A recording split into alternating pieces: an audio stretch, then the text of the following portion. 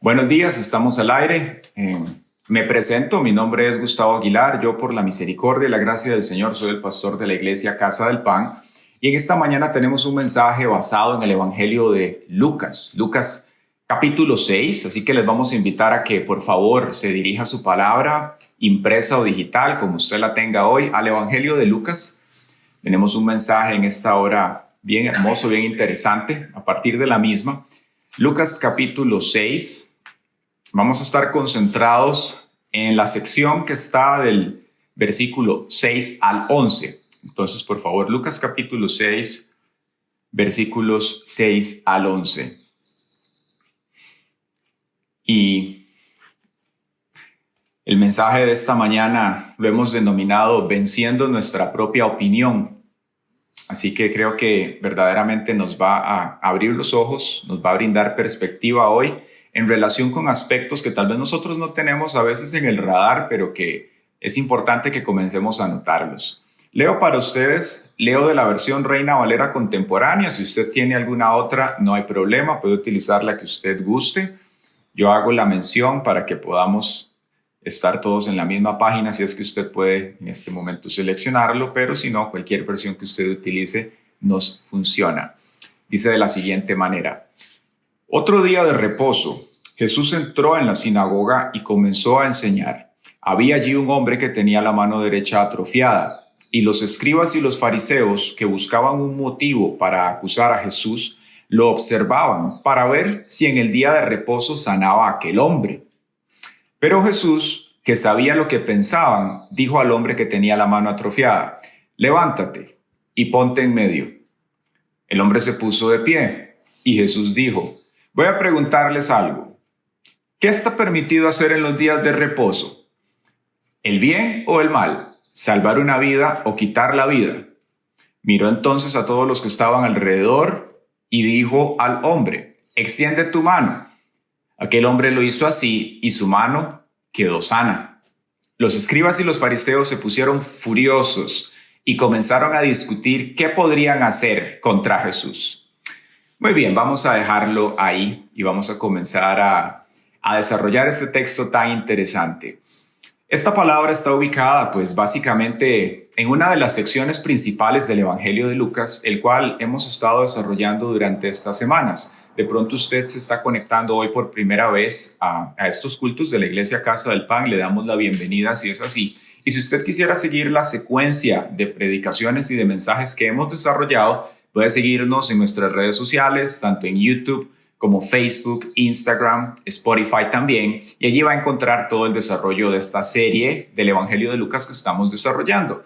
Decimos que nos encontramos en una de las secciones principales. Cuando se estudia el libro de Lucas, podemos identificar 5 grandes movimientos estructurales en todo el libro. Es decir, hay 5 énfasis principales que Lucas le brinda a todo el desarrollo de este libro que él desarrolla. Que dicho sea de paso, Lucas no es un evangelio que se encuentra solo. Es decir, Lucas pertenece a otro libro, que conjuntos fueron el tratado Lucas Hechos, que este hombre redactó. Lucas era un médico y básicamente lo que hizo fue fungir como historiador para poder redactar lo que nos dice la palabra fueron los testimonios, los recuentos, las historias de personas con las que él personalmente se entrevistó, para poder tener un tracking, una bitácora, una trazabilidad de lo que fue la vida de este hombre maravilloso que vino a transformar la historia, llamado Jesucristo. Esta sección en la cual nos encontramos, Lucas le va a dedicar un énfasis particular a lo que tiene que ver con el ministerio de Jesús. Es decir, las primeras 2 secciones, él va a trabajar mucho en relación con la infancia de Jesús, cómo fueron sus primeros días, las circunstancias alrededor de su alumbramiento, y aquí ya él se va a enfocar en su ministerio, particularmente en Galilea. Por tanto, es importante que pongamos esta base histórica para entender, pues, qué era lo que estaba pasando acá. Nos dice el versículo 6, otro día de reposo, lo cual nos hace entender que en otras ocasiones Jesús, pues, ya estaba haciendo este tipo de participaciones en sinagogas, también en casas en las cuales él lo invitaban a predicar. Y como tal, el ministerio de Jesús pues ya comenzaba a ganar una cierta atracción, una visibilidad, y Jesús experimentó retos en su ministerio, en su vida, desde que estaba pequeño. El mismo enemigo, Satanás, pretendió destruirlo y cortarlo antes de tiempo. Desde pequeño Jesús comenzó a experimentar retos en su vida, de toda índole, culturales, porque de pronto la cultura israelita en ciertas de las cosas que él hacía, pues tenían un roce, y hoy vamos a ver un poco de esto. Retos espirituales, físicos, económicos, relacionales, de toda índole. Y lo interesante de esto es que nosotros también tenemos retos en nuestras vidas, y sobre todo cuando venimos a conocer el Evangelio y conocemos de este Dios maravilloso, el Espíritu Santo viene a nuestra vida, cambia nuestro contexto espiritualmente hablando. Dice la palabra que pasamos de muerte a vida, de tinieblas a luz, y cuando esa transición ocurre y nosotros ya estamos ubicados en el reino de los cielos, vamos a experimentar retos también de toda índole, pero ahora espirituales. Y es muy importante que nosotros aprendamos a someter nuestra opinión a Dios, nuestra humanidad, para serle útiles también, incluso nuestra propia opinión. De ahí el título de este mensaje, Venciendo nuestra propia opinión.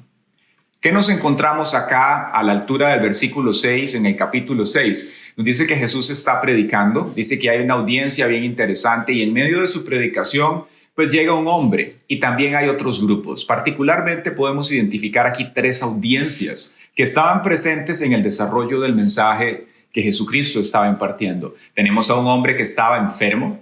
Podemos decir que son personas necesitadas, así como ese hombre había otros que a lo largo del ministerio de Jesús venían buscándole. Tenemos a los fariseos y también estaba Jesús. Ahora bien, ¿quiénes eran estos grupos que estaban allí presentes? Las personas necesitadas, pues somos todos. Son las personas que de alguna manera fuimos y somos impactados por el efecto del pecado.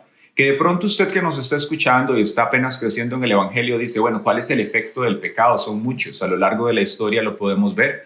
Es más, cuando usted comienza a leer el libro de Génesis, que es el primer libro de la Biblia, usted se da cuenta cómo después del pecado y Eva fue como una seguidilla de acciones verdaderamente trágicas que fueron impactando la humanidad. Hasta nuestros días, el pecado sigue ocasionando guerras, hambres y situaciones alrededor del mundo. Y muchas veces las personas piensan, qué bárbaro, ¿dónde está Dios? Qué bárbaro. ¿Por qué permite estas cosas? Dios no es que permite ni propicia estas cosas. Son las consecuencias del pecado del ser humano. Pero la buena noticia es que Dios envió a su Hijo, Jesucristo, para que entonces a través de su operación en la tierra, todo esto un día va a ser removido, pero en el interín que nosotros estamos aquí, Él nos libra de las circunstancias, de las consecuencias que el pecado muchas veces produce en nosotros. Entonces, este primer grupo de esas 3 audiencias son todas las personas que de una u otra manera hemos sido afectados por el pecado. Había personas enfermas, endemoniadas, pero es personas con diferentes tipos de problemas. El segundo grupo dentro de esta audiencia pues eran los fariseos y los escribas. ¿Quiénes eran estos? Bueno, los escribas básicamente eran las personas que se encargaban de enseñar la ley y formular juicios. Los fariseos eran un partido político, uno de los 4 partidos políticos que había en Israel en aquellos días. Los otros 3 eran los saduceos, los celotes y los esenios, que no figuran en este relato, sino principalmente los fariseos. Ellos eran un movimiento no sacerdotal, es decir, laico, separatista. Intentaban ser fieles a la ley mosaica, se encargaron de desarrollar tradiciones y leyes orales alrededor de la ley que Dios les había dado, es decir, la Biblia. Ellos pues básicamente desarrollaban comentarios en relación con esto, y muchas veces eso provocó pues cierto tipo de enfrentamientos como los que vimos hace 15 días y hoy vamos a desarrollar un poco más. La tercera persona dentro de este grupo, de esta audiencia, pues era Jesús. Jesús, el Hijo de Dios. Un personaje que nos enseña la palabra, fue 100% Dios o es 100% Dios, y también estando en tierra fue 100% hombre. Y esto es importante porque nos hace a nosotros entender pues el nivel de interacción, de relación que él tuvo con esta tercera persona del Espíritu Santo, y cómo el Espíritu de Dios operó en esta persona maravillosa para que durante su vida no tuviese pecado, y además de esto pudiese cumplir con una misión tan importante que hoy ha impactado a la humanidad de tal forma que se conoce como antes de Cristo y después de Cristo. Y asimismo ha impactado millones de personas a lo largo de la historia y transformado sus vidas. Ahora bien, nos dice que en medio de este mensaje que Jesús está compartiendo, se levanta una disputa por parte de los fariseos hacia él. Y el asunto en cuestión, lo que ellos estaban cuestionándole era el sábado. Nos dice que se colocaban para espiar lo que estaba haciendo Jesús, para ver qué cosas iba a hacer. Sabían que había personas enfermas que lo estaban buscando y ellos querían de alguna manera ver cómo podían señalar a Jesús. Los fariseos habían creado, decíamos antes, leyes que estaban superpuestas a la palabra de Dios. Es decir, Dios había dado una ley, que es su palabra, pero por encima de ellas, ellos habían creado toda una estructura de mandamientos que eran apéndices, en realidad, comentarios, dogmas, que se convirtieron en tradiciones, los cuales después ellos quisieron utilizar para crear toda una tensión a lo interno de la nación, tal vez de manera inconsciente en algunos casos, pero unos nos vamos a dar cuenta que verdaderamente había una obstinación en sus vidas. ¿Qué era lo que estaba aconteciendo de fondo? Conforme el ministerio de Jesús crecía, él era objeto de oposición constantemente. No solamente porque, por un lado, el enemigo, es decir, Satanás, provocaba que ciertos grupos se levantaran y había opresión espiritual alrededor suyo, sino también estas personas comenzaron a oponerse a todo lo que Jesús estaba haciendo. Preguntémonos por un momento, porque la pregunta verdaderamente tiene lugar, ¿por qué los fariseos acusaban a Jesús?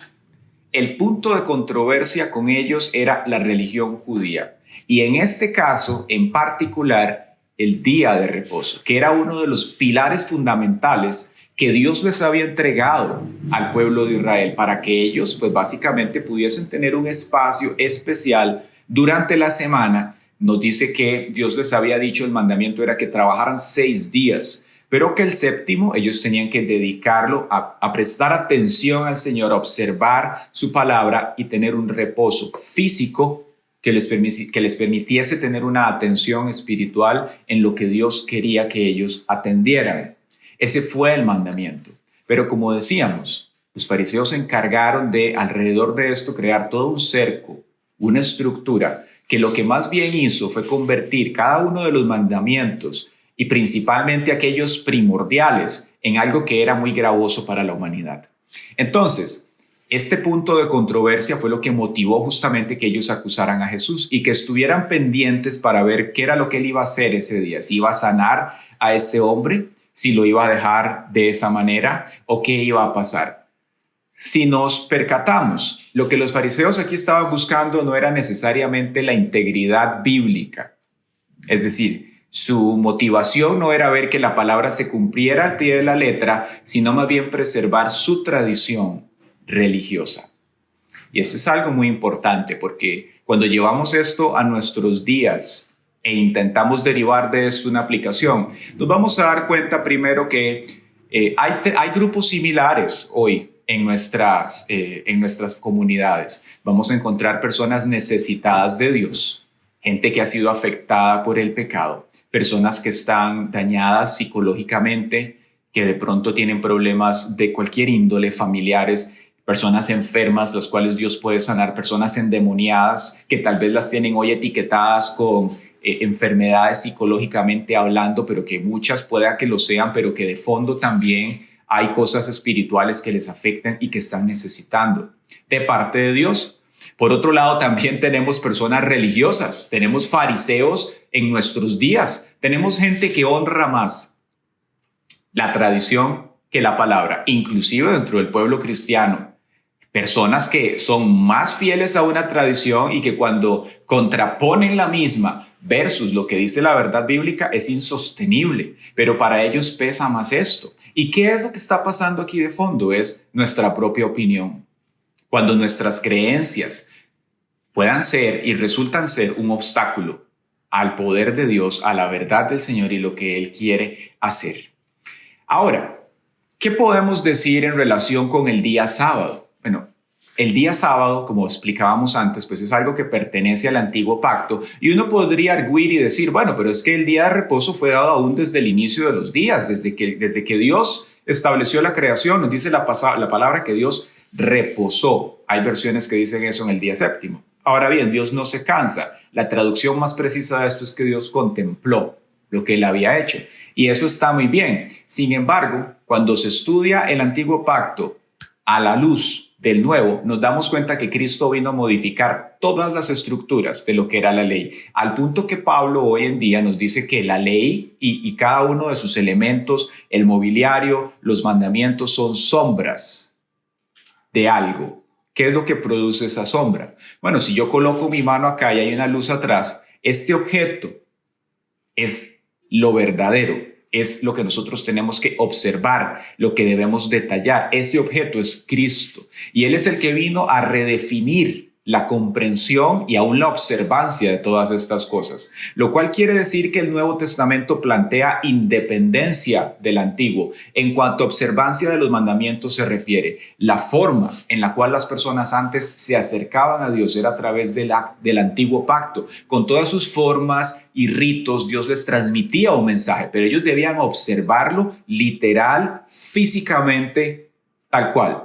Nosotros hoy, esa forma ha cambiado. Podemos decir que todo ese mobiliario ha sido desplazado y ha sido colocado aquel objeto que produce la luz y que todo esto ahora quedó eclipsado y ese objeto es Cristo. Y delante de Él es que nosotros y a través de Él podemos accesar al Padre. La forma ha cambiado. Las verdades elementales que transmitía el antiguo pacto permanecen, es decir, a través de la Pascua que es Cristo hoy tenemos redención, a través del aceite de su presencia que es el Espíritu Santo nosotros somos renovados y así con cada una de las verdades que son transmitidas. ¿Es importante que nosotros conozcamos el antiguo pacto, pastor? Por supuesto que sí, es la base, pero en cuanto a cultura se refiere, hay independencia. En cuanto a ritos, también espiritualmente nosotros tenemos que tener una comprensión de lo que esas cosas eran totalmente.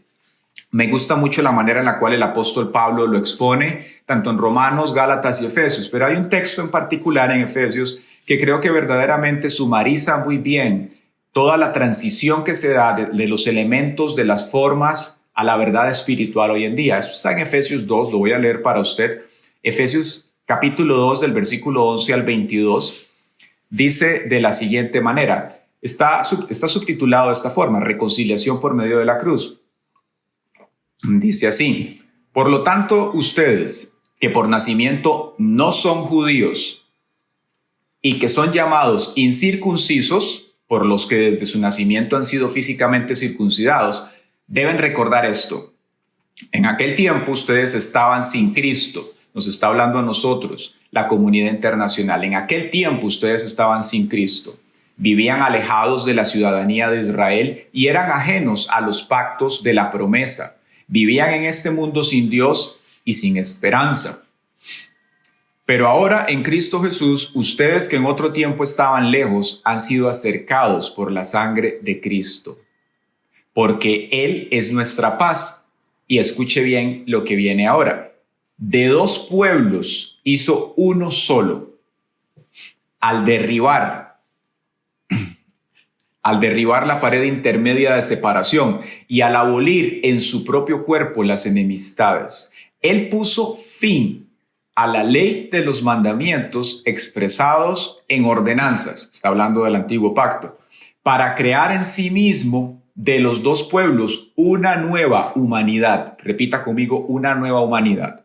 Hay versiones que dicen un nuevo hombre, haciendo la paz para reconciliar con Dios a los dos en un solo cuerpo mediante la cruz, sobre la cual puso fin a las enemistades.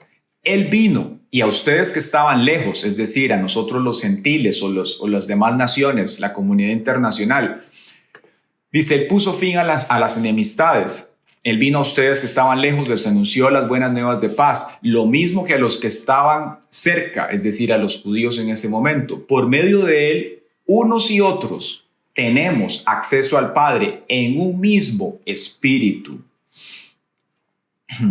Por lo tanto, ustedes ya no son extranjeros ni advenedizos, sino conciudadanos de los santos y miembros de la familia de Dios, y están edificados sobre el fundamento de los apóstoles y profetas, cuya piedra principal angular es Jesucristo mismo. En Cristo Todo el edificio, bien coordinado, va creciendo para llegar a ser un templo santo en el Señor.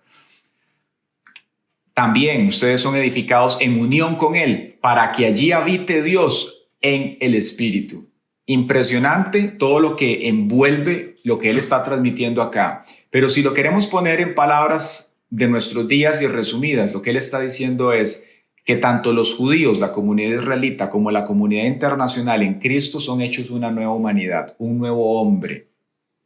Y ya no existe algo en el pasado, cultural, histórico y demás, que nosotros debamos rescatar para vivir, llámese cultura israelita, llámese ritos del antiguo pacto, que tengan que rescatarse para nosotros vivir hoy en el Señor. Cuando nosotros venimos a Él, ahora en Cristo hay una nueva humanidad, somos hechos nuevas criaturas, dice la palabra. Y su experiencia cultural, su historia de vida, donde usted nació, no tiene que ser alterada para que usted pues viva una cultura israelita como la de los fariseos en ese momento, que les podía mucho y le daban mucho peso. Hoy por hoy, Pablo dice, ya no importa si usted es griego, judío o esclavo libre, en Cristo somos hechos nuevos. Y a partir de allí es que nosotros vivimos. ¿Qué era lo que les estaba pasando a los fariseos en ese momento? Que su propia opinión en este momento se vestía de tradiciones y ellos no podían entender la magnitud de lo que Cristo estaba transmitiendo y hacía. Porque no solamente el hombre era particular, espectacular en su manera de hablar, sino que lo que hacía era remarcable. Pero también muchas veces la propia opinión se viste de obstinación. Y cuando eso ocurre, la persona misma se cierra, pone vendas y no puede ver la verdad, aunque la tenga delante de sus ojos. Vuelva a ver al que está al lado y dígale que el Señor nos libre de una posición como esas. ¿Le ha pasado a usted en algún momento que habla con una persona y usted le presenta la verdad y la evidencia y siempre hay un pero, aunque tiene la verdad de frente? Hay obstinación. ¿Qué ocurre con eso? Bueno, lo que nosotros tenemos que hacer es rendir nuestra propia opinión delante del Señor. Ahora usted puede pensar, bueno, es que yo lo he intentado, pero es difícil, ¿es cierto? ¿Cuál es la clave aquí? Volvamos al texto. ¿Qué estaba haciendo Jesús? Dice que Él estaba enseñando. Por tanto, aquí sería bueno de pronto nosotros preguntarnos, ¿por qué Jesús invertía tanto tiempo en la enseñanza? Era el eje de su ministerio. Dice que en cada momento, en cada lugar donde Jesús estaba, Él estaba enseñando la palabra. En el tiempo en el cual Jesús estaba, pues obviamente, como decíamos, era un eje de todo lo que Él estaba pues implementando de este ministerio. Él tenía que darles a conocer su identidad a ellos, que conocieran el poder del Espíritu Santo. ¿Quién era Él como el Hijo de Dios? Tenían que saberlo. Pero para nuestros días también, conocer la Escritura es vital para poder vivir, pero también para vencer nuestra propia opinión, porque tiene que darse un proceso de intercambio. Usted no puede simplemente dejar un pensamiento, es muy difícil, tiene que haber un proceso de sustitución. Pablo le llama a esto llevar nuestros pensamientos cautivos a la obediencia y renovar nuestra mente por la palabra. Si para Cristo era el eje del ministerio, para la iglesia de Cristo lo debe ser también. Es decir, cada una de las cosas que nosotros hacemos como hijos de Dios, tenemos que, en la medida de lo posible, llevarlas a una convivencia bíblica. Es decir, que nosotros podamos saber que lo que hacemos pues, tiene parámetros bíblicos, que está bien hecho, y no importa si usted está comenzando en el Señor o ya tiene un ministerio, no importa si su ministerio es de alabanza, de arte, de sembrar, de finanzas, no importa cuál sea su ministerio, usted tiene que tener conocimiento bíblico. La palabra de Dios dice que por ignorancia perece el pueblo. Y ahí se refiere a conocimiento de la palabra, que por ignorancia perece el pueblo. Nosotros debemos conocer la Escritura. ¿Qué ocurre cuando escuchamos la palabra? ¿Qué pasa cuando usted se expone a la misma, cuando usted la lee, cuando sí, escucha la palabra que se predica en la iglesia, pero también usted mantiene su devocional constantemente, escuchando lo que la palabra hace? Bueno, nos hace mejores personas, mejores trabajadores, mejores padres para enseñar a nuestros hijos a vivir en este mundo tan complejo, tan difícil en el cual nos encontramos. Nos hace más sabios, nos da fuerzas, nos capacita para las actividades diarias, nos da el poder del Espíritu Santo para vencer al enemigo, revela el plan de Dios, nos libra de falsas doctrinas, abre los ojos al mundo espiritual nos deja ver claramente las cosas. Y ocurre lo que mencionábamos antes, renueva nuestra mente. Ese proceso de renovación ocurre cuando usted se expone a la misma, la lee, y no importa si usted no entiende, usted comienza a orar y esforzarse en ella y a pedirle al Espíritu Santo que abra los ojos del entendimiento para que usted pueda conocer la verdad que está siendo en ese momento comunicada, sea a través de una predicación, sea leyendo la Escritura.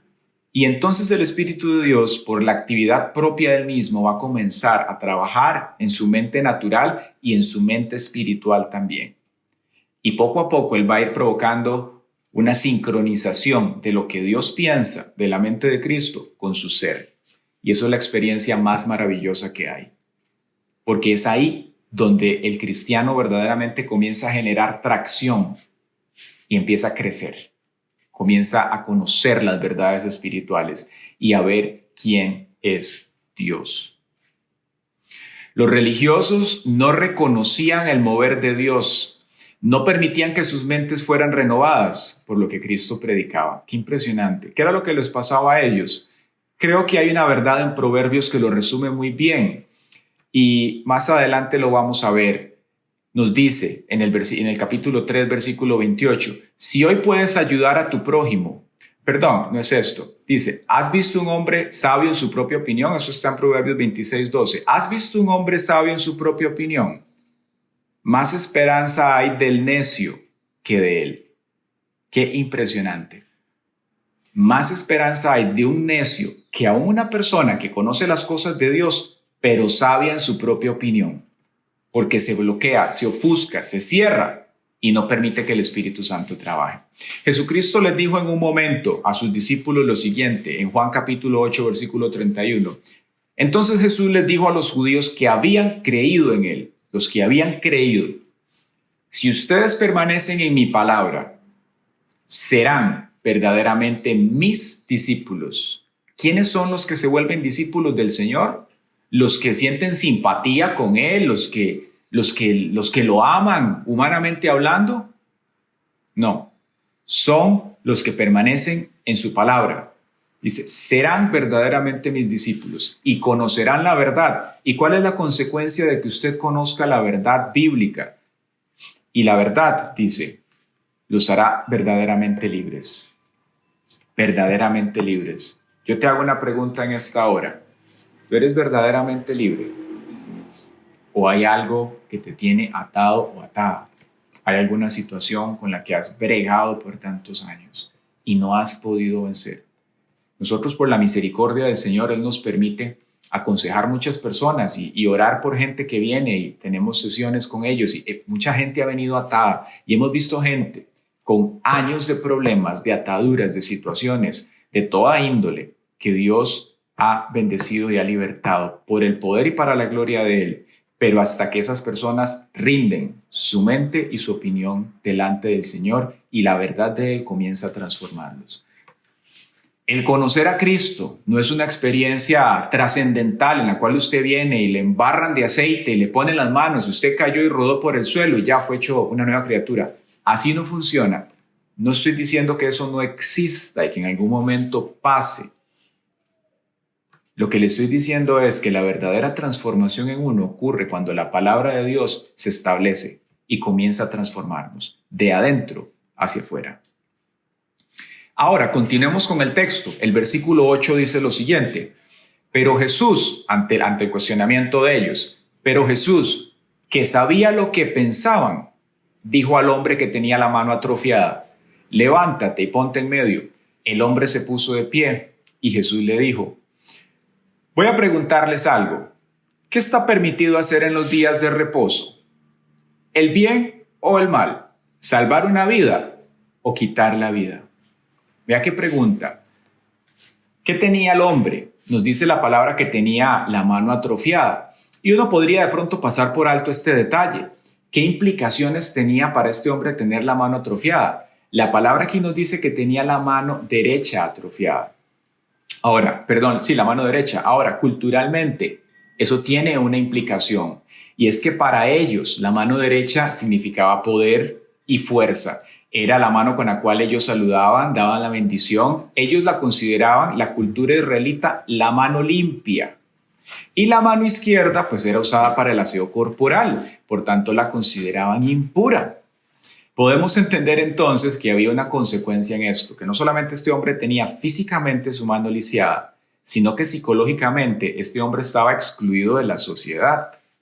Él no podía saludar a las personas normalmente. Lo veían y sabían que la única mano funcional que tenía la usaba para ambas cosas, lo cual pues lo ponía en una situación obviamente, digamos, de exclusión de la sociedad para cualquier cantidad de actividades. Y Jesús estaba predicando y estaba viendo a ese hombre. Y estaba viendo también a los fariseos y la actitud de ellos. Qué impresión más fuerte. ¿Cómo conocía Jesús? Es decir, ¿cómo maneja Jesús este asunto? Nos dice que él sabía lo que pensaba y uno podría preguntarse, bueno, ¿y cómo era este hombre? ¿Era telépata? ¿Cómo hacía para saber lo que estaban pensando? La manera en la cual Jesús sabía y sabe lo que el ser humano piensa es por medio del Espíritu Santo.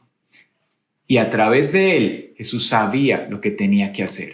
¿Qué hace Jesús? Él le pide a este hombre que se ponga de pie y procede a hacer 3 preguntas, las cuales pues obviamente él tenía una intención en realizarlas. Él quería que los fariseos y los saduceos pues reflexionaran en ese momento sobre su interpretación bíblica, la percepción que tenían de Dios, pero su actitud ante lo que él estaba por hacer.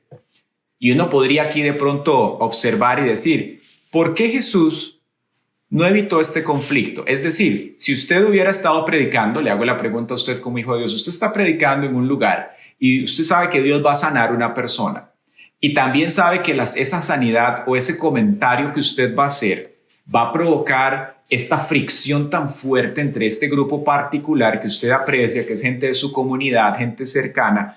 ¿Por qué más bien Jesús no hizo de pronto, fue un poco más reservado, un poco más tico, un poco más, no sé, hubiera dicho, bueno, voy a orar por este hombre, voy a hacer la sanidad allá después que termina el culto para no provocar, o no voy a hacer este comentario aquí para no provocar en ellos esta situación porque hay que amar al prójimo? Hasta con la Biblia se pudo haber excusado. Tiempo para todo hay. Y hay momentos en los cuales nosotros vamos a tener que hacer y decir cosas en ciertos grupos porque Dios así lo quiere. No es que Jesús era polémico y estaba buscando generar un conflicto, no. Era que él tenía una razón de fondo con ambas audiencias, con los necesitados y con aquellos que no aceptaban la verdad, pero tenían que escucharla por boca de alguien. Hola. ¿Le ha pasado a usted en algún momento que de pronto usted siente del Espíritu de Dios y usted sabe que tiene que decir algo y inmediatamente hay una voz interna, su propia humanidad o aún del diablo que le dice cállese porque esto va a provocar que usted sea visto de esta o de esta manera? Que el Señor reprenda al diablo y nos ayude a vencer nuestra propia opinión también, porque esto es uno de los mayores obstáculos al crecimiento espiritual y ministerial en las personas. ¿Sí? Hermanos, en la sociedad hoy y en la iglesia existen personas con vidas lesionadas, tal cual como este hombre con la mano atrofiada. Lesiones de todo tipo, lesiones psicológicas, lesiones espirituales, lesiones físicas, gente muy dañada. En la sociedad hay gente severamente dañada. De pronto ustedes que está escuchando se puede identificar con eso y sabe que necesita de parte del Señor. Y asimismo hay gente dentro del pueblo de Dios a los cuales Dios quiere usar y su propia opinión puede serle un obstáculo a su crecimiento espiritual y la bendición de otra persona también. Y usted me puede decir, no, pastor, pero es que yo no puedo ir a orar por otra persona porque a mí me da miedo, porque ¿qué van a pensar? O el tan conocido, es que yo soy así, así nací. Eso es una mentira, eso es un error, hermano. ¿Sabe por qué? Porque la palabra dice que cuando usted viene a Cristo, nueva criatura es, las cosas están siendo hechas nuevas. Quiere decir que el Señor puede transformar cada uno de esos aspectos. Y esa excusa tan interesante delante de Dios no se sostiene. Ay, pastor, ¿por qué tan directo? Se lo estoy diciendo en el amor. Es nuestra propia opinión que tenemos que rendir delante del Señor. Es que yo no puedo orar por un enfermo, me da miedo que no se sane. Someta el miedo. La palabra dice, esfuérzate y sé valiente. Valiente no es una persona que no tiene miedo, es una persona que no se deja gobernar por él mismo y hace lo que tiene que hacer. Jesucristo en este momento sabía lo que tenía que realizar. Sabe, Cristo rompe las cadenas mentales y una de ellas es nuestra propia opinión. ¿Necesita usted que el Señor rompa las cadenas de su propia argumentación? A veces somos tan opinionados. Ante todo tenemos un matiz que decir, y está bien que usted sea una persona crítica. Yo amo eso, que usted sea una persona que argumente, pero con bases, con una perspectiva correcta de las cosas. Y sobre todo con una actitud de humildad en la cual cuando usted reconoce la verdad, opta por ella. Amén. ¿A qué nos lleva esto nosotros como hijos de Dios hoy? Que tenemos que cooperar con el Espíritu Santo.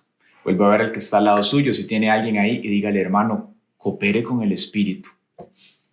Coopere con el Espíritu. ¿Cómo hago para darme cuenta? Es una pregunta que sí, pues tiene lugar hoy. Tal vez usted dice, bueno, ¿cómo hago para saber qué está haciendo el Espíritu Santo para yo cooperar? ¿Sabe cómo? Invirtiendo tiempo en la presencia de Dios.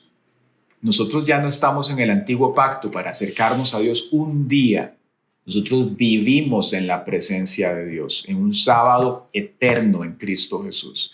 Y como tal, teniendo al Espíritu Santo ahora residiendo en nuestro interior, usted tiene que aprender a tener comunión con Él a través de la palabra y de la oración. En ese binomio, en esa dinámica, es donde Dios se revela. Y usted va a comenzar a detectar el movimiento del Espíritu Santo. Y Dios primordialmente no habla audiblemente. Dios es espíritu, dice la palabra. Y como espíritu, Él va a hablar al espíritu. Y es el creador de todo este universo. Antes de que Tesla llegara a Marte, ya Dios lo había hecho.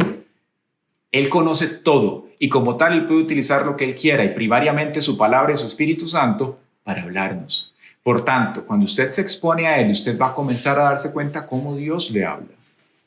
Dios usa lo que nosotros conocemos para hablar. Dios usa la palabra. En la medida que usted se expone más a ella, Él la va utilizando para que usted le conozca. Y entonces, cuando viene ese impulso, esa intención del Espíritu a usted en un momento, usted ya puede irle tomando el pulso y decir, esto no soy yo, esto es el Señor. Usted comienza a someter su humanidad, su orgullo, su propia opinión, el pecado, cada cosa que quiere llevarnos a vivir de una manera inconsecuente ante Él. Bendito sea el Señor. Debemos entonces nosotros, sí, obedecer al Espíritu Santo, aunque eso ocasione cuestionamientos. Hay propósito de parte del Señor. Si Dios pone en su corazón orar por alguien, llamar a una persona, enviarle un correo, enviarle un WhatsApp, algo, pero Dios no me va a decir usted de pronto que el soltero que el Señor le pone a contactar a todas las chicas de la iglesia o la soltera, a todos los chicos, puede hacer que el Señor lo esté llevando para orar. Cosas del Espíritu, ¿verdad? Aparte de la parte jocosa, cosas del Espíritu. Si el Señor le guía a usted a algo así, hermano, obedezca, aunque parezca algo loco, aunque parezca algo que usted diga, no, ¿qué es esto tan raro? Hace unos días el Señor puso en mi corazón algo muy personal de una persona.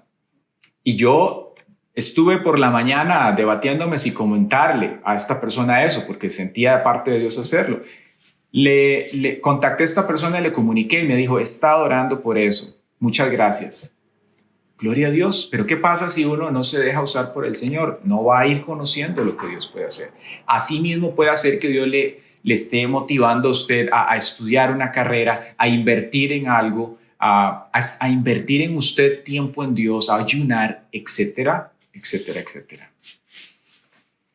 Por tanto, también podríamos entender lo siguiente, que es que no debemos posponer lo que Dios nos está indicando hacer. No deje las cosas para después. A veces como personas somos susceptibles a eso. Proverbios 3:28 nos dice, si hoy puedes ayudar a tu prójimo, no pospongas la ayuda para mañana.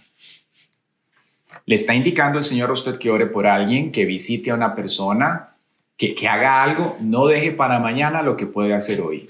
Inicie, ore y pídale a Dios que bendiga sus emprendimientos. En el nombre de Jesús. Llegamos al versículo 10 y dice lo siguiente. Miró entonces a todos los que estaban alrededor. Después de que les hizo estas preguntas, que hizo que el hombre se pusiera de pie, y estaba, imagínese usted, eso era como el momento en la ópera donde va a salir la voz principal y hay un silencio. Dice, miró entonces a todos los que estaban alrededor y dijo al hombre: extiende tu mano. Aquel hombre lo hizo así y su mano quedó sana. Los escribas y los fariseos se pusieron furiosos y comenzaron a discutir qué podrían hacer en contra de Jesús. ¿Por qué reaccionan los fariseos de esta manera? Dice que se molestaron mucho y comenzaron a discutir qué podían hacer. La oposición iba creciendo y cada vez conforme esa oposición crecía, no solamente pasaba eso, sino que se hacía más irracional, al punto que estaban viendo un milagro delante de sus ojos y no podían ver la verdad y el poder de Dios. Estaban cerrados en su argumentación. Esa irracionalidad les impedía ver la obra de Dios a través de Jesús y de sus discípulos. ¿Por qué se comportaban los fariseos de esta manera y los escribas? ¿Qué era lo que les pasaba? Era más importante su opinión que la verdad bíblica. ¿Y cuáles eran las razones? Bueno, por un lado lo que decíamos, las tradiciones para ellos eran más importantes que la verdad, pero lo principal de fondo aquí era que los dominaba su propia opinión. Y como nos dice el proverbio, ¿has visto un hombre sabio en su propia opinión? Más esperanza hay de un necio que de él. Que Dios nos libre de una posición así, hermanos. Ellos estaban obstinados, empecinados, eran fanáticos. Estos sí eran fanáticos de una religión que estaba totalmente en ese momento obsoleta como lo está hoy, y así cualquier otra. Eran porfiados, tenaces en lo que ellos pensaban, y eso les impidió conocer la gloria de Dios. Pero ¿qué hace Jesús ante esto? A mí me llama mucho la atención la reacción de Jesús. Él no procedió a hacer el milagro de una vez.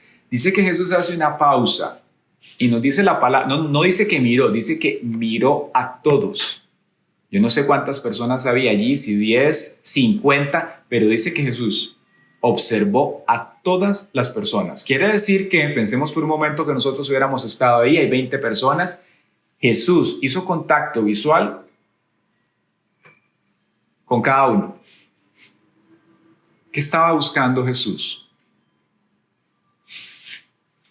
Yo creo que Jesús estaba esperando una respuesta de alguno. Estaba viendo a ver si alguien se percataba de la irracionalidad, pero también del poder de lo que ellos tenían al frente. Si alguien podía conectar los hilos, si alguno de los fariseos tal vez se daba cuenta que su tradición era insostenible delante de lo que ellos estaban, que la verdad estaba ante sus ojos. Y justamente eso fue lo que propició que después otros lo buscaran, otros aún de los grupos de los fariseos, y pudieran conocer al Señor. Él estaba viendo a ver quién pensaba diferente. Y ese es el centro de este mensaje, hermano. Yo no sé si en algún momento usted ha sido obstinado en la vida. Yo en algún momento fui obstinado. Y el Señor comenzó a tratar conmigo. Un día recuerdo que yo le dije al Señor, yo oré y le dije: Señor, yo quiero que tú me disciplíname, Señor. Y uno de los puntos por medio de los cuales Dios comenzó a tratar fue con mi propia opinión. Lo que yo opino, lo que la sociedad opina, lo que la comunidad científica opina, versus lo que Dios dice. Y ese es uno de los consejos más valiosos que usted se puede llevar en su vida. Que usted lo gobierne la palabra de Dios. Soltero, casado, etcétera. Un consejo para los casados: que no sea lo que opina uno o el otro lo que gobierne su hogar, que sea lo que dice la palabra.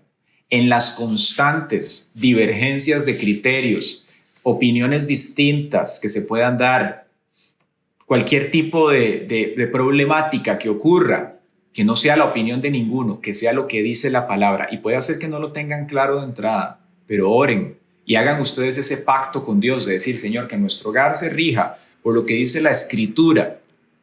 Y entonces ustedes háganse lectores, estudiantes de la misma. Y yo le aseguro, como lo he visto a lo largo de ya mis 10 años que vamos a cumplir dentro de poco de casados, que el Señor se va a mostrar para ustedes en favor. El problema es cuando lo que yo opino, lo que yo siento y las interpretaciones que yo le quiero dar a mi opinión del asunto pueden más que lo que el Espíritu Santo muestra y lo que la verdad dice. Eso es un problema. Pero hoy estamos aquí hablando de eso. ¿Quiere usted rendir su propia opinión? Usted va a poder hacerlo en la medida en la cual se sujete a la palabra. Yo quiero invitarle a mirar cómo mira Dios las cosas. Esto es una verdad que el Señor transmitió en un momento a través del profeta Isaías, y está en Isaías capítulo 55. Lo leo para ustedes del versículo 6 al 9. Dice de la siguiente manera: busquen al Señor mientras pueda ser hallado. Llámenlo mientras se encuentre cerca. Que dejen los impíos su camino y los malvados sus pensamientos malos.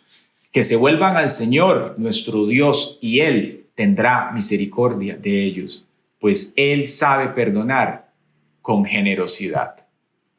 ¡Qué belleza! Pero no se queda ahí. Dice el 8, el Señor ha dicho, mis pensamientos no son como los pensamientos de ustedes, ni sus caminos, mis caminos. Así como los cielos son más altos que la tierra, también mis caminos y mis pensamientos son más altos que los caminos y pensamientos de ustedes.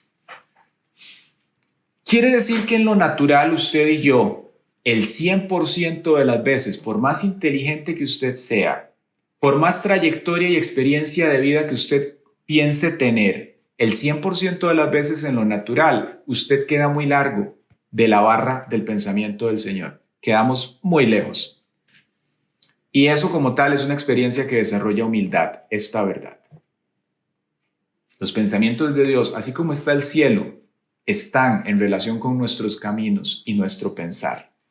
Y por cuanto hay este espacio de distancia entre el uno y el otro, es que nosotros tenemos que humildemente acercarnos al Señor, a su palabra, y decirle: Padre Celestial, enséñame, porque yo quiero aprender. Y entonces ese Dios de amor que perdona con generosidad, que ama con amor eterno, tanto que puso lo más valioso para él, que fue su hijo en ese madero, como objeto de la maldición del pecado para que resucitara y usted y yo viviéramos, Él te va a enseñar, te va a educar, te va a mostrar sus caminos, te va a enseñar a pensar. Y vas a poder entonces verdaderamente vencer tu propia opinión y ver cómo el Espíritu Santo comienza a desarrollar avenidas de desarrollo en tu vida, comienza a emprender cosas que usted dice: yo jamás hubiera pensado verme en algo así. Pero es el Señor que comienza a cambiar las cosas, a hacer cosas nuevas, a bendecirte y a mostrarte cómo Él está contigo. Para ir finalizando, ¿sabe? Hoy en día, decíamos, hay 3 audiencias también. La gente que va a necesitar del Señor, la gente que necesitamos de Dios, los religiosos, los dogmáticos y los que están con Jesús listos para servir. Y asimismo, como en aquellos días, Jesús está observando, nos observa, tal cual observó a cada una de estas personas para ver cómo vamos a responder. La pregunta es, de esos 3 grupos, ¿cuál eres tú? ¿Eres de las personas que están necesitando al Señor? Bienvenido a la iglesia de Jesucristo. Él te va a ayudar y va a perfeccionar tu vida día tras día hasta que las cosas sean como Él las quiere. ¿Eres tú un religioso más aferrado a una tradición que a la verdad? Yo le invito a que en esta mañana usted rinda su propia opinión delante del Señor para que conozca a un Dios vivo, no un Dios de ritos, de formas, de símbolos, sino a un Dios que habla verdad, a un Dios que es personal, a un Dios que lo transforma absolutamente todo lo que Él toca. O de pronto usted es de aquellos que estaban acompañando a Jesús, alguien llamado para servirle al Señor. ¿Quiere ser usted parte de lo que Él está haciendo? Dios está buscando constantemente y sigue buscando gente para servirle, pero gente, ¿sabe? Dios quiere gente que se deje formar.